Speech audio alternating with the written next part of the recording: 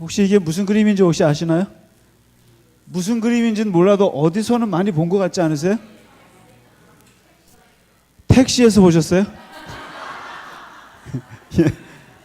이거 한 70년대 80년대 버스 타면 항상 보던 거고, 위엔가요 옆엔가 보면, 저희 어렸을 때 보면 뭐라고 써 있죠? 오늘도 무사히. 어우, 다 하시네요. 이 대한민국 모든 버스에 있는 그림, 이게 어린 사무엘이라는 그림이거든요. 모르셨죠? 그냥 누가 그냥 어린아이 소녀 같잖아요. 근데 이게 사실은 1700년대 그 레이놀즈라는, 조슈아 레이놀즈라는 작가의 작품인데 사무엘의 어렸을 때 그 기도하는 모습을 그린 건데, 이게 모든 대한민국 버스에 오늘도 무사히로 이제 남아 있는데, 오늘 사실 정리를 좀 하겠습니다. 이게 사사기를 공부한 것이 아니라 이스라엘의 어떻게 보면 네 번째 역사라고 할 수 있는 거죠. 그러니까 뭐 역사라고 말하기 그렇습니다만, 창세기의 족장시대 아브라함, 이삭, 야곱, 요셉 네 명의 족장을 얘기했던 창세기 12장부터 그 50장까지 족장 시대가 있고, 그 다음에 400년이 지나서 시작됐던 광야 시대. 그러니까 이스라엘의 역사입니다, 이게. 그러니까 구약 성경은 딱 두 가지의 의미가 있어요. 하나는 이스라엘 사람들이 자기네가 실제로 공부하는 역사 교과서예요, 그게요. 이 구약이. 그러니까 역사 교과서인과 동시에 하나님의, 우리들은 또 동시에 하나님의 구속사, 하나님의 구원의 역사를 보는 또 역사예요.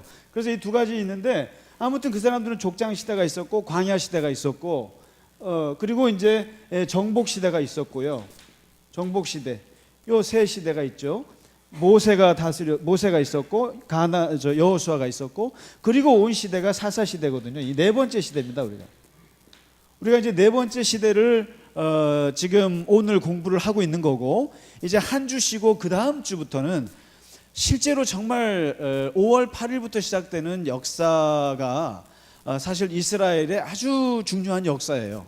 왕들의 역사입니다. 왕들의 역사, 10주 동안 120년 역사를 다루게 될 겁니다. 그게 이제 120년이지만 3명의 왕이에요. 사울 왕, 다윗 왕, 솔로몬 왕. 이 통일 왕국을 하고, 어차피 이제 우리가 성경 공부를 한 학기는 구약을 하고 한 학기는 신약을 하다 보니까 이게 오히려 헷갈리는 것 같았어요. 그래서 그냥 이왕 하는 김에 그냥 올 한 해는 구약으로 가도록 했으면 좋겠습니다. 그래서 이게 이제 쭉 가면서 예언서랑 같이 섞이게 되는데, 참고로 이제 벌써 이 화요 성경 공부, 주일 성경 공부 했던 게 지금 강의가 200개가 됐어요.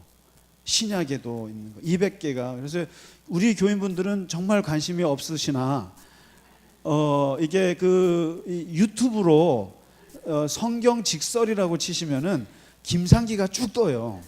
그냥 쭉 뜨는데, 거기에 보면은 이제 특히 사도행전 같은 경우는 어려워서 그 요약을 한 걸 꽤 재밌게들 보셨나 봐요. 그래서 벌써 한 10,000명 이상이 봤어요.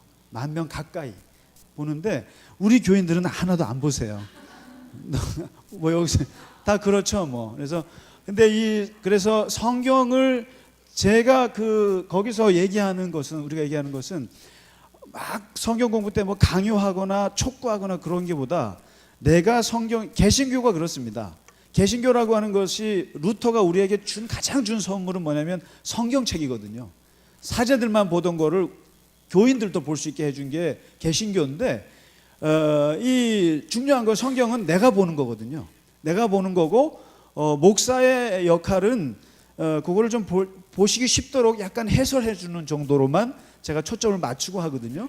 그래서 이제 그 강의를 들으면 성경을 보는데 조금 수월하시라고 맥만 잡아주는 겁니다. 그래서 그런 정도의 도움을 되는 것들이니까, 그래서 아예 이번 학기와 가을 학기에는 그냥 구약을 쭉 나가면서 한번 좀 맥을 좀 잡았으면 좋겠어요. 그래서 읽을 때는 좀 편안하게 읽으실 수 있으면 좋겠다라는 의미고요. 그래서 이 사사시대를 이제 12주를 하면서 실제로 우리가 12명의 사사라고 생각하셨잖아요. 그런데 엄밀하게 따지면은 14명의 사사예요. 그래서 이제 오늘 종강이니까 간단히 정리하자 그러면 온니엘, 그냥 큰 사사 6명이 기억나시죠? 대사사만 기억하시면 좋겠어요. 온니엘, 에훗, 그다음에 드보라, 그리고 기드온, 그다음에 삼손이죠. 예, 삼손 이렇게 하고요. 그 뭐 소사사 한 줄짜리 사사 삼갈, 뭐 돌라, 야일, 입산, 엘론, 압돈 이런 사람들 6사람이 짝을 이루죠. 그렇게 해서 이제 12명을 다뤘고요. 그다음에 2가지의 사건이 있었다 그랬지 않습니까? 레위인과 관련해서 레위 그 사제, 그 요나단이라고 하는 모세의 손자죠. 그 사람이 직업이 없어갖고 돌아다니다가 개인 사제하다가 단 지파의 사제가 됐던 이런 웃긴 얘기 하나랑, 그 다음에 레위인이 첩을 뒀다가 그 첩을 이제 그 죽게 돼서 내전이 일어나게 됐던 이야기 들었습니다. 그 다음에 이제 사사기는 이렇게 끝났지만 그 다음에 룻기라는 것이 등장하면서 이 룻이라고 하는 이방 여자가 보아스라는 남자랑 결혼하면서 유다 지파의 맥을 이어주는, 그렇게 해서 거기서 곧 3대 4대 후에 다윗이 나옵니다. 우리가 이제 곧 공부하게 될 텐데, 그 다윗을 낳게 했던 그 브릿지 역할을 해줬던 룻이라는 여인과 그 다음에 이제 한나라고 하는 여인이 나오면서, 한나라고 하는 여인이 왜 위대하냐면요, 이 한나가 마지막 이 사사들의 지파가 다 재밌어요. 온니엘은 유다 지파죠. 베냐민 지파고, 드보라 에브라임 지파고, 기드온 므낫세 지파고, 삼손 입다가 빠졌구나. 입이 많아가지고 문제가 됐던 입다가 므낫세 지파고, 그다음에 삼손이 단 지파거든요. 여기에는 말씀드렸잖아요. 원래 사사시대는 레위인들이 영적인 리더십을 가졌어야 되는데 보시다시피 엉망이었지 않습니까? 엉망이었는데 마지막 사사 시대를 샤샤가 아니라 이게 종강이라 저도 힘이 들어갑니다. 죄송합니다. 사사 시대를 마무리하는 건 어느 지파냐면 레위 지파로 끝납니다. 놀라운 얘기예요, 이게요. 그러니까 그 죽을 쓰던 레위 지파가 마지막 한나라고 하는 여인을 통해서 낳은 이 자식이 마지막 시대를 마무리도 하고 레위 지파가 사사 시대를 끝을 냅니다. 그 사람이 누구냐면 사무엘입니다. 사무엘. 그래서 우리가 이제 지난주에는 이 룻과 한나라고 하는 이 새로운 빛을 준 여인들을 얘기했고, 오늘 이제 이 한나가 낳은 이 자식, 서원에서 낳은 자식, 그리고 분리불안이 끝난 젖을 뗀 후에 이제 실로에 있는 성소에다가 아예 애를 바쳐버린 이 사무엘이 어떻게 자라나서 그가 어떤 일을 하는지, 역사적으로나 이스라엘에서는 굉장히 중요한 사람입니다. 이게 사무엘이. 그리고 아이고 죄송합니다. 그리고 이 사무엘은 사사 중에 가장 많은 그 양을 차지하죠. 그러니까 사무엘상 3장부터 무려 28장, 그러니까 25개 장을 이제 이 사무엘이 나오는데, 사무엘은 인생을 딱 4개로만 나눠주시면 됩니다. 4가지로. 첫째가 어린 시절입니다. 어린 시절이 있고요. 그 다음에 2번째가 사사 시절입니다. 사사 시절 이 2번째가 있고, 그 다음에 3번째가 은퇴 후 시절이 있습니다. 은퇴 후. 굉장히 깁니다. 그 다음에 4번째가 아마 이런 사람도 없을 겁니다. 죽은 후에도 역사에 등장하는 사람이 사무엘입니다. 그래서 이게 이제 이 4개의 그 인생의 기수를 나눌 수 있는데, 어린 시절은 간단합니다. 사실 이제 그 누구를 모시냐면은 그 당시에 사사가 누구냐면 엘리입니다. 엘리. 이게 13번째 사사인 거죠. 13번째 사사. 제사장입니다. 그러니까 이제 레위인이죠. 아시다시피 사무엘은 레위 지파입니다. 레위 지파인데 이 이제 엘리 제사장 밑에 들어가서 이제 마치 어렸을 때 절에 들어가는 것처럼, 아니면 어렸을 때 이렇게 수도원 들어가는 것처럼 아예 그 성소에서 제사 지내는 것을 이제 배우고 하는데, 여기서 성경은 이게 한 가문, 두 가문을 이렇게 비교해요. 그래서 한 가문은 엘리 가문과 사무엘과 비교하는데, 이 엘리를 이어갈 사람이 누구냐면은 홈리하고 비느하스라고요. 비느하스라고 두 아들이 제사장을 이어가야 되는데, 얘네들이 문제가 아주 심각했습니다. 왜냐하면 하나님을 너무 이상하게 하는데, 얘가 여러분 그 제사장이라는 게 사실 알고 보면 백정 같은 사람들이에요. 예. 그러니까 매일같이 그 고기를 다루지 않습니까? 그러다 보니까 고기를 먹어본 사람이 안다고, 진짜 고기 맛을 보는 사람들은 회를 좋아하죠. 근데 얘네들이 회를 좋아하는 거예요. 육회를요. 그러니까 이게 보통 제단에 들어가서 기름으로 이렇게 이제 다 태우고 나서 어느 정도 이렇게 담궈진 다음에 먹어야 되는 건데, 익은 걸 먹어야 되는데 얘네들은 생고기를 좋아한 거예요. 그래가지고 이거를 센 걸 달라고 하면서 이제 막 그 고기를 갈취하고, 그 다음에 이 성소에서 섬기는 여자들과 동침을 하고 이러면서 이제 엉망인 거죠. 그러면서 이제 한편으로 얘들은 이렇게 되기 시작하고, 여기에 이제 사무엘이 자라면서 하는데, 이 사무엘은 어렸을 때 무슨 은사가 있었냐면은 하나님의 음성을 듣는 영적인 은사가 있었어요. 그래서 이렇게 사무엘아 사무엘아 그러니까 엘리가 부른 줄 알고 나갔는데, 하나님이 불러서 사무엘에게 하시는 첫 번째 말씀이 바로 뭐냐면 엘리 집안에 대한 저주예요. 엘리 집안에 대한 저주. 한날에 홈리와 비느하스가 죽을 것이고, 너희 아버지도 죽을 것이고, 너희 집안에 노인이 없을 것이고, 새로 태어난 애들도 죽을 것이다. 이렇게 이 저주를 하는데, 그 저주를 누구에게? 엘리한테 다 얘기합니다. 근데 이 엘리는 뭘 잘못했냐면 자기 자식들의 방탕한 것을 막지 못한 죄가 있어요. 그래가지고 이 집안이 이제 앞으로 다 몰락할 거라는 것을 어린 사무엘에게 하나님께서 알려주고, 이걸 엘리에게 알려줍니다. 여기 어렸을 때 사무엘, 아까 어린 그 기도하다가 받은 은사예요. 이렇게 그때 그 장면을 지금 상상해서 그린 그림이거든요. 그게 지금 어디지? 저 사무엘상 3장. 예. 쭉쭉 넘어가겠습니다. 사무엘. 그래서 어린 시절에, 그러면서 무슨 말이 나오냐면요, 사무엘이 어렸을 때 하나님의 음성을 듣는 체험을 하면서부터 어떤 은사를 받았냐면 예언의 은사를 받은 거예요. 신약적인 개념으로 보면 예언의 은사를 받으면서 얘가 말을 하기 시작하는데, 그 말들이 하나도 땅에 떨어지지 않았다. 3장 19절에. 그러면서 이게 뭐냐면 사무엘의 말이 선지자의 말이 되기 시작하는 거예요. 선지자의 말. 그가 하는 말들은 다 이루어지는 거예요. 그러면서 점점점 엘리라고 하는 사람이, 이 자식들이 이어가야 되는데 이 선이 점점점 사무엘 쪽으로 기울기 시작하는 거고, 사람들이 사무엘을 보면서 쟤 신통하다라고 하기 시작했는데, 마침 어떤 사고가 나냐면 4장에 결정적으로 사무엘이 뜨게 되는 사건이 나는데, 전쟁이 납니다. 전쟁이 나가지고 블레셋이 쳐들어오지 않습니까? 쳐들어오는데 이때 이 사사시대에 망령이 되살아나요. 사람들이. 뭐냐면 신앙은 없고 우상숭배만 있는 시대니까 뭘 하냐면 전쟁에 나가서 이 법궤를 가지고 나가자. 이 법궤라고 하는 것이 그 안에 뭐가 있습니까? 십계명이 있죠. 그 다음에 아론의 지팡이가 있죠. 그 다음에 만나 항아리 기억하시나요? 이 세 가지가 뭔가요?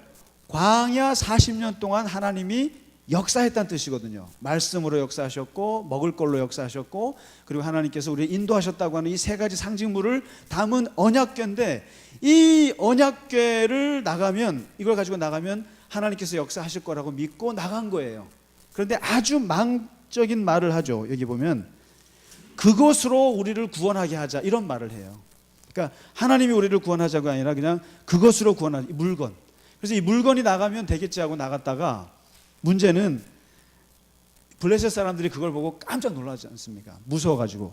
저 법궤 하면 딱 떠오르는 게 그거죠. 광야 40년 동안 하나님께서 구름기둥과 불기둥으로 사람들을 인도해서 온갖 이방인을 쳐냈던 그 상징물이 아니더냐 하고 블레셋 사람들이 겁을 먹어요. 그런데 웬걸요? 겁을 먹다가 다시 용기를 얻어서 에라 죽으면 죽으리라 하고 싸워요. 근데 어떻게 됩니까? 4만 명을 그냥 죽여버립니다. 그죠? 3만 명이 죽어나가요. 이스라엘 사람들이. 블레셋이 이기면서 심지어는 그 법궤까지 빼앗겨요. 그러면서 그 자리에서 이 홈리와 비느하스가 죽게 되고, 그 다음에 이 죽었다는 얘기를 아버지가 듣고는 아버지가 그냥 의자에서 넘어서서 뇌진탕으로 죽고, 그리고 며느리가 애를 낳다가 시아버지 죽고 남편들 죽었다는 얘기 듣고 자기도 죽고 애도 죽고, 그리고 애 이름을 이가봇, 하나님의 영광이 떠났다 이렇게 짓고, 그 집안이 한순간에 그냥 사무엘이 어렸을 때 예언했던 그대로 한순간에 다 아버지, 애 다 죽습니다. 다 죽어요. 그러면서 이제 이 법궤를 빼앗겼는데, 재밌는 것은 그런 거예요. 십자군 전쟁할 때 그 기독교인들이 십자가를 들고 나갔거든요. 전쟁에서 200년 동안 십자군 전쟁에서 몇 번 이겼는지 아세요? 한 7번인가 8번인가 전쟁을 했는데 한 2번밖에 못 이겼어요. 그러니까 이게 똑같아요. 사사시대. 그러니까 법궤를 들고 나가면 이길 거라 생각했지만 다 졌고, 그러니까 이게 이 물신 숭배. 그러니까 여러분 혹시 그 십자가 들고 나갔다가는 큰일 나십니다. 그러니까 이제 사사기가 얘기하는 게, 십자가라고 하는 이게 힘을 주는 게 아니라 마음의 그것이, 용기가 힘을 주는 것인데, 그걸 모르고 나갔다가 이제 당했는데, 재밌는 것은 4장부터 한번 보실까요?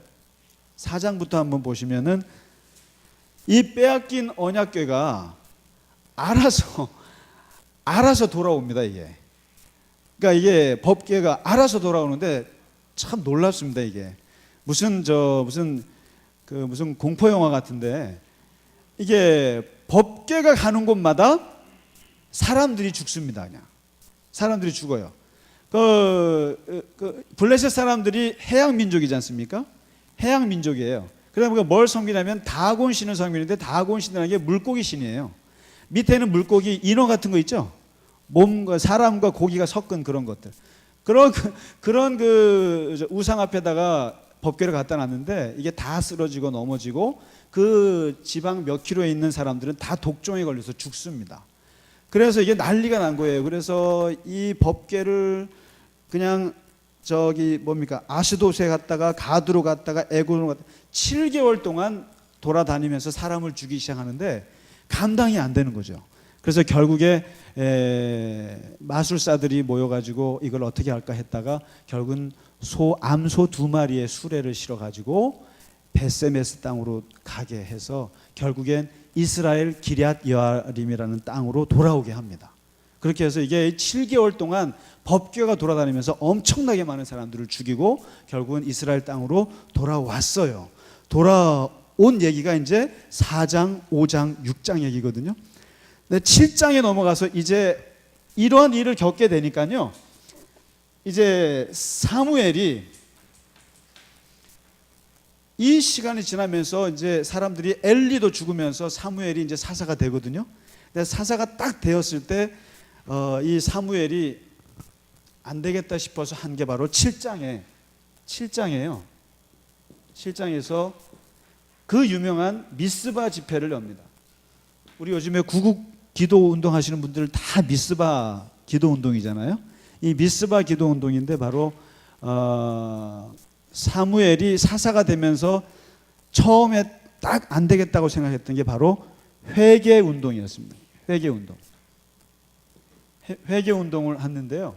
이게 어디서 깨달았냐면은 이 법궤를 빼앗기면서 사무엘이 깨달은 거예요.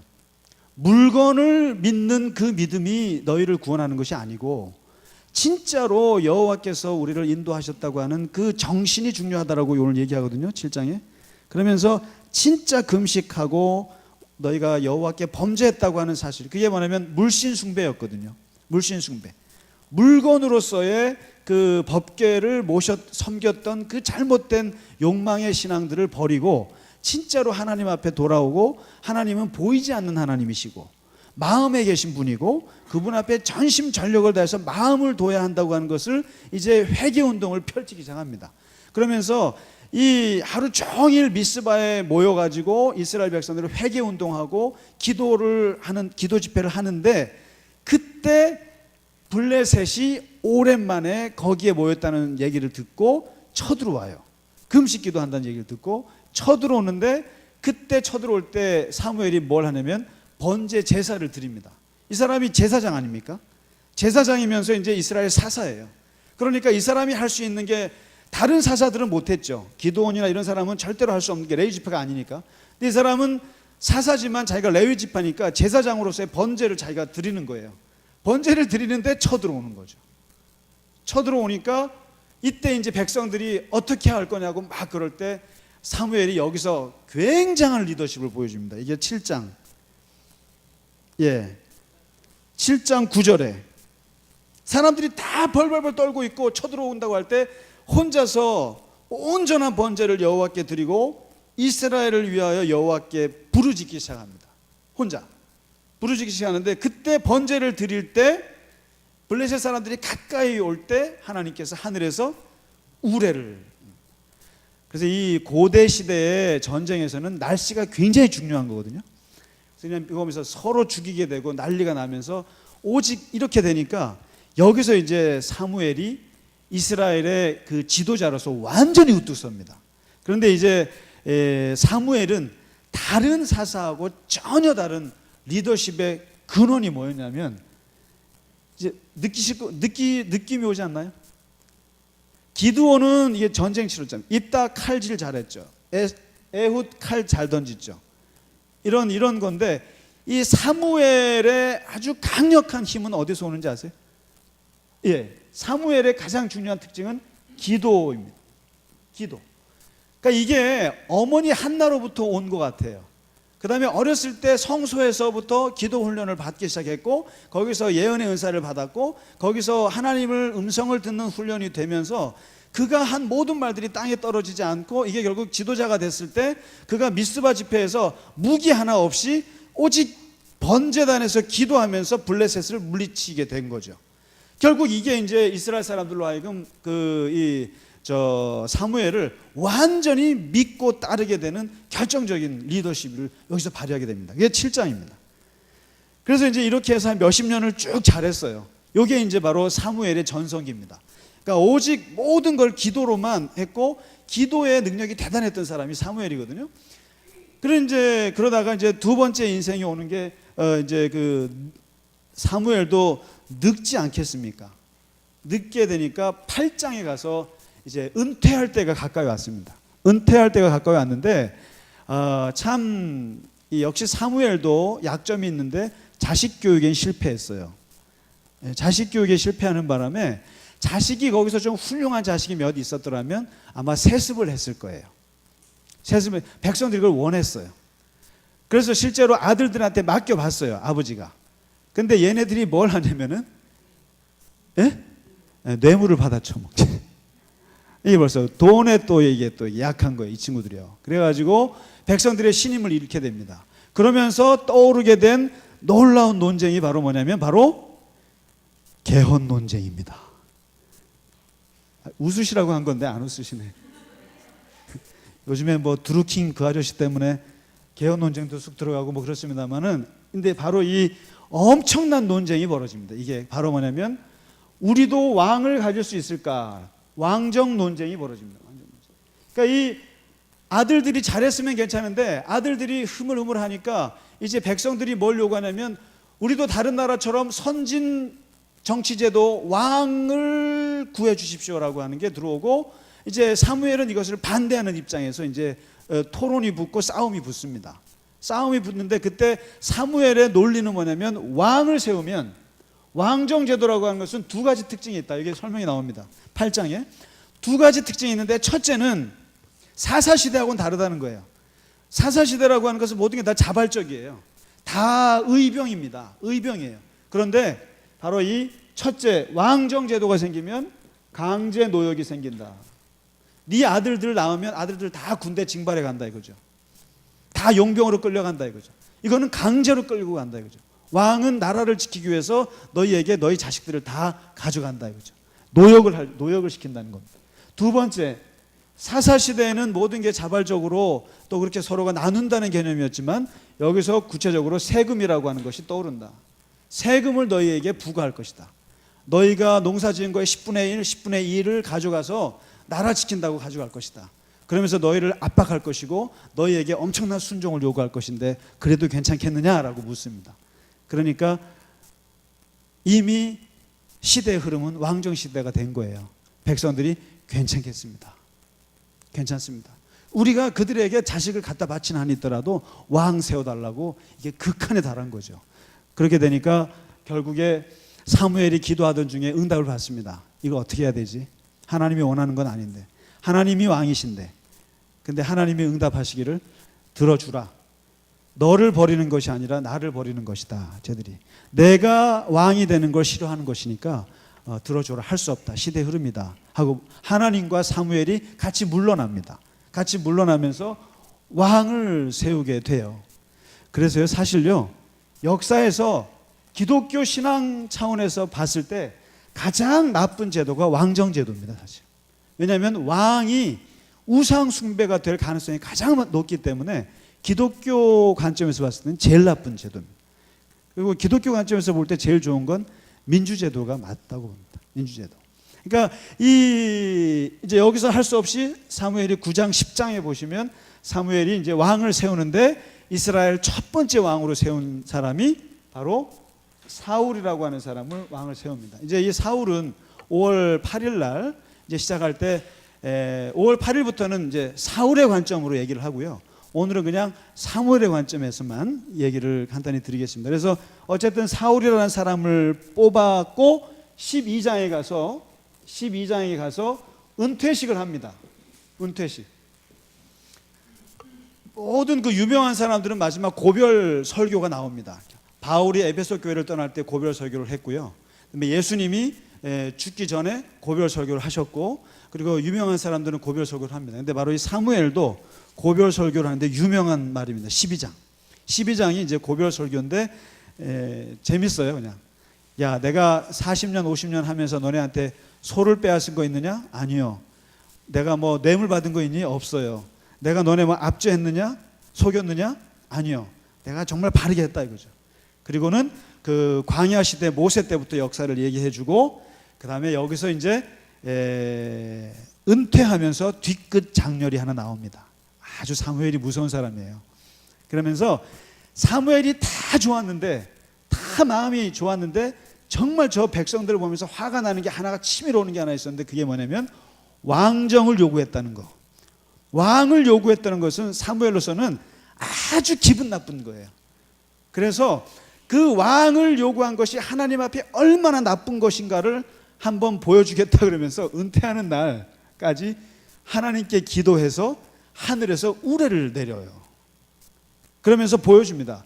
너희들이 얼마나 받지, 왕을 요구한 것이 하나님에게 얼마나 범죄한 것인지를 하나님께서 보여준다고 하면서 하나님께서 기도했더니 그냥 진짜 하나님께서 우레를 내립니다. 그 은퇴식 하는 날에.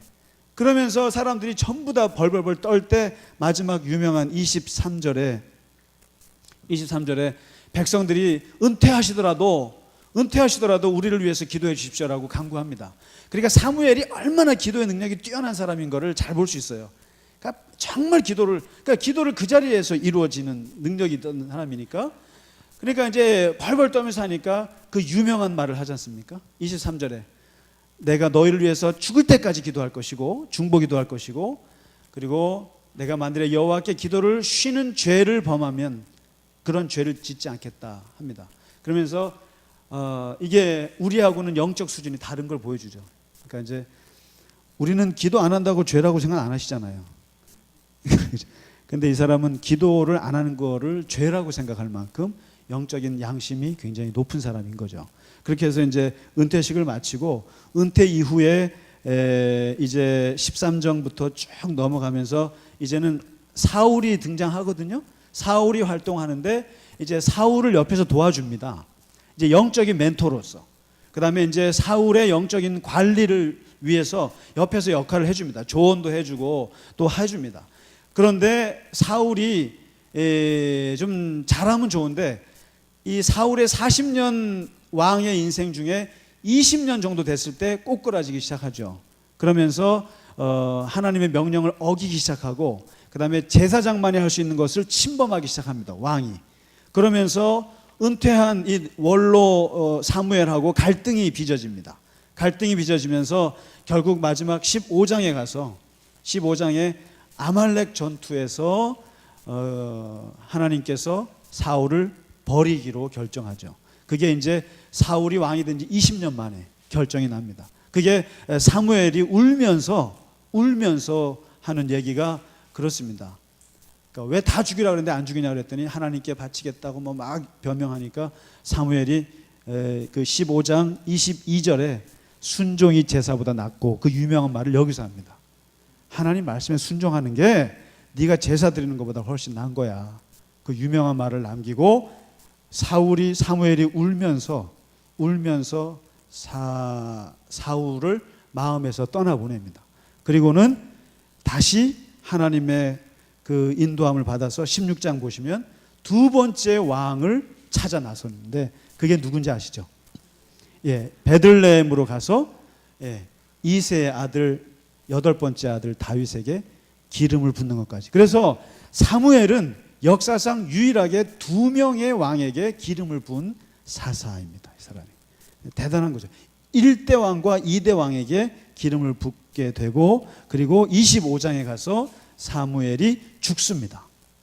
이 죽는 게 뭐냐면, 이제 앞으로 보시겠습니다만은 다윗과 사울이 막 쫓길 때 그 틈바구니에서 사무엘은 이제 나이가 들어서 죽게 되고, 이제 마지막 죽으면 나오지 말아야 되는데 죽어서도 나오는 사람이 사무엘인데 28장에 마지막으로 한 번 더 나옵니다. 왜냐하면 자기의 멘토가 없어졌지 않습니까? 그래도 미우나 고우나 자기의 멘토인 사무엘 이 양반이 죽고 나니까 사울에게는 뭐가 왔냐면은 공황이 왔습니다. 완전히 이게 왔어요. 영적인 이게 왔어요. 혼란이 왔어요. 그래서 누구도 자기에게 뭔가를 지시해주고 가르쳐준 사람이 없는 거예요. 그래서 오죽 답답하면 결국에 무당을 찾아가서 거기서 신기한 일을 벌이는데, 28장에 보시면 이게 좀 이해가 안 되는 부분이에요. 그래서 뭐냐면 죽은 사무엘을 끌어올려서 예언을 받습니다. 그러니까 죽은 영혼을 끄집어내서 그 신접한 무당을 통해서 사무엘이 얘기를 합니다. 근데 그 얘기가 바로 28장에 나오는데, 이 말을 듣고 사울이 기절하는 게 나오죠. 하나님께서 나라를 너의 손에서 떼어서 다윗에게 주셨다, 이 말. 그리고는 쏙 들어갑니다. 그리고 그 말을 그냥 기절하고, 그 다음에 마지막 31장에 이제 사울이 죽습니다만은, 아무튼 사울 얘기는 다음 얘기를 하고요. 어쨌든 이 사무엘은 마지막 이제 정리를 해드리면, 이게 길다 보니까 조금 길어졌습니다. 이제 마치겠습니다. 3가지 사무엘은 정리가 될 수 있습니다. 사무엘은요, 첫째는 어머니 기도로 성소에 바쳐져서 오직 어렸을 때부터 기도로 자란 사람이 사무엘입니다. 그래서 이 사람의 유일한 그 리더십의 가장 강력한 힘은 기도였습니다. 그리고 이 기도는 실제로 백성들 앞에서 능력으로 나타나서 그 사람을 사사로서 살아갈 수 있게 한 가장 큰 원동력이 기도였습니다. 그 다음에 두 번째는 이 사무엘이라고 하는 사람은 유일하게 사사시대와 왕정시대를 중간에서 옮겨주는 엄청난 역사의 전환을 이뤘던 킹메이커, 중간에 있었던 사람이었고, 이 사무엘이 모든 시대를 마무리하고 새 시대를 열어주었던 사람이어서 굉장히 대단한 사람이고요. 그리고 마지막으로는 2명의 왕에게 기름을 부은 유일무이한 사람이었다. 그래서 사무엘을 우리가 주로 선지자라고도 얘기를 할 수가 있습니다. 그래서 이제 아무튼 이 사무엘은 결국 그 흐지부지 되던 레위 지파의 마지막 자존심을 지켜준 사람이 이 사무엘입니다. 그래서 결국 레위 지파가 다 엉망이었지만 이 사람이 마지막으로 정말 기도로 제대로 된 레위 지파 한 사람이 나온 게 바로 이 사무엘이었다. 이렇게 마무리를 지을 수 있겠습니다. 아유, 고생 많으셨습니다. 이게 무려 25장을 공부하시느라고 지금 조금 늦었습니다만 종강이라고 이해해 주시고, 한 주 이제 좀 푹 쉬시고 5월 8일부터는 왕정시대, 정말 다윗이라고 하는 그 이스라엘의 최고의 성군, 그리고 예수님하고 비교가 될 만큼 그의 인생이 참 대단했던, 그래서 다윗을 좀 오래 공부하게 될 것 같습니다. 그래서 기대하시고 같이 공부해 주시면 좋겠습니다. 오늘 호두 과자 가져가시기 바랍니다. 고생 많으셨습니다.